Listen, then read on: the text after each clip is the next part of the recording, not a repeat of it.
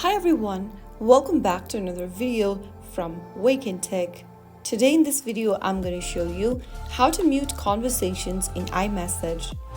If you want to avoid unwanted notifications without leaving the chat in iMessage, then first of all, open up the Messages application on your iPhone or iPad. Find the conversation you want to mute. Swipe left on the conversation and you will see a little bell icon with a slash. Tap on the bell icon and this will mute the selected conversation. And that's it.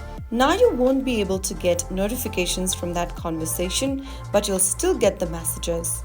That is how you can mute conversation in iMessage so that you can avoid unwanted notification without leaving the chat.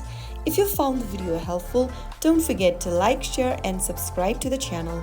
I will be back again in the next episode. Thank you for watching.